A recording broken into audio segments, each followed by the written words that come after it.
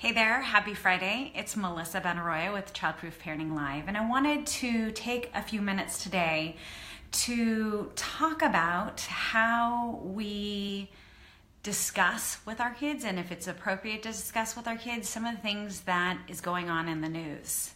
So there's been school violence again this week, unfortunately, as you may know, and parents get concerned about what their kids are seeing and how to talk to their kids about some of these situations. So I want to just spend a few minutes to talk about what we can do and the conversations that we can have.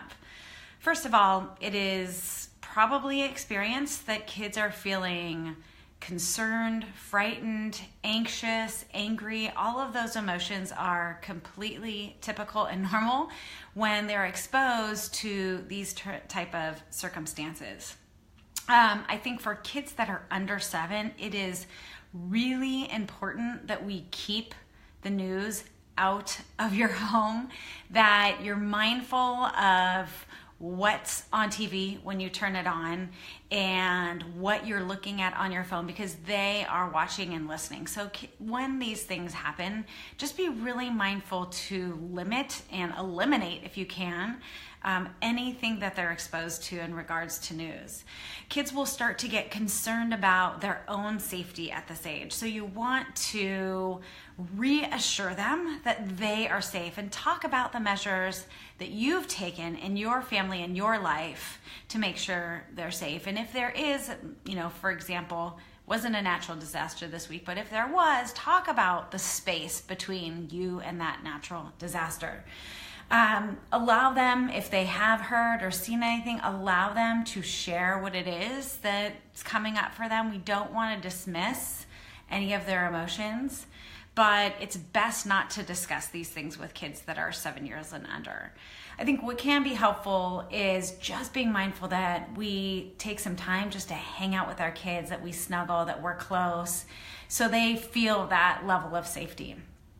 Now, kids that are probably school age, I would say 8 to 12, they tend to be a little bit more mature, and each child is different. So you may have a 12-year-old that is immature, and you may have a 8 or 9-year-old that's very mature. So I think that opening up the discussion to them is perfectly fine, and having a discussion, acknowledging their concerns and their questions.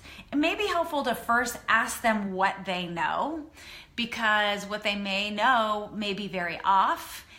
You may have to fill in the blanks or correct, and just kind of have a better understanding of why they're feeling what they're feeling. So just having the conversation, being really open, answering questions, and being as truthful as possible. Don't generalize, because kids are smart, they know, and they take your word at your word. They think very black and white at this age. So you want to be mindful of what you are sharing, because they are taking that for the law.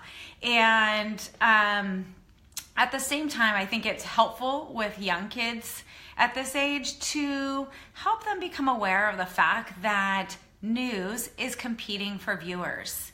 And so, yes, they keep showing these images over and over again. And sometimes they make things sound worse than they are. Now, there are times when it's really bad, but I just want to reminding kids that these things aren't happening over and over, that the news is actually repeating itself over and over. There's only one incident. So that can be really helpful.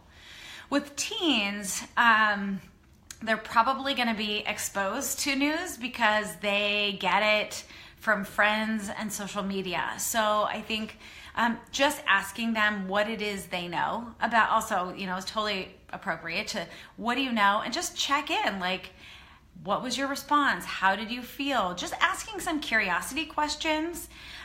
Teens are going to feel very passionate about when these things occur, and they many times will personalize it as well. So just being mindful that a teenager is going to process these situations much differently than a younger kid. And once again, your role is to listen, to fill in the blanks and correct, and be there to reassure them of their safety and your presence to keep them safe. Because many times they have separated from you, so they don't necessarily see you as their safety net, even though you are their safety net.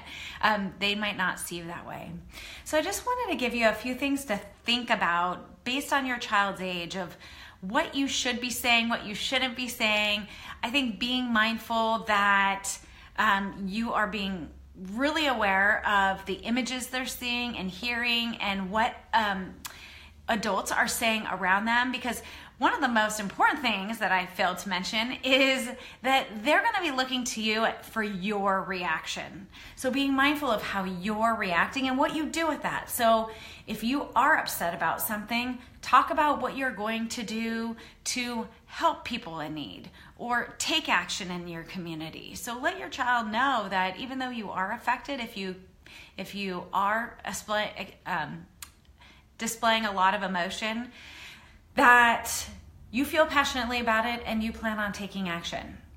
And that's something that you may also want to discuss with your team, because there's a lot that teens can do to help as well, whether it's sending care packages or working on a safety plan at their school. There's a lot teens can do, and it's very empowering to be part of some of that solution to prevent some of these things from happening in the future. So I want to just take a few minutes today. It's big, it's heavy. A lot of people are thinking about what happened in the school this week, and I'm clearly not mentioning any specifics because children may be listening and watching as well. So if you have any questions, please let me know. I have some great resources, so feel free to reach out to me. You can just email me directly and I'm happy to send you some resources. You can reach me at Melissa, Melissa, at childproofparenting.com, and I'll link myself below, so in case you want to reach out to me, I can give you some links and some great information so you can be empowered to have these conversations with your child, because I know it can feel scary. This isn't something we necessarily want to talk about with our kids, and a lot of parents avoid it, but that's not helpful, because then your kids are learning from what they're seeing and what they're hearing from other people, and usually those other people are other kids. So it's important as your role as a parent to step in and help them process some of these things, because at different stages they're going to process it very differently. So hate being a Debbie Downer. I know last week I talked a little bit about what do we do, how do we talk to kids when there is a life-threatening illness or a loss of a family member. But, unfortunately, these things happen in our lives. So it's great to make sure that we are skilled and equipped to address these things when they come up. So that's it for me today. If you have any questions, I haven't seen anybody pop up with any questions. You are welcome to throw one in the comments box. If you leave a question or a comment after this live is over, please feel free to tag me so I see it right away and I can respond to you as soon as possible. Okay, everybody, have a fabulous weekend. Enjoy your kids, stay close, and I will see you next week on Childproof Parenting Live. Bye for now.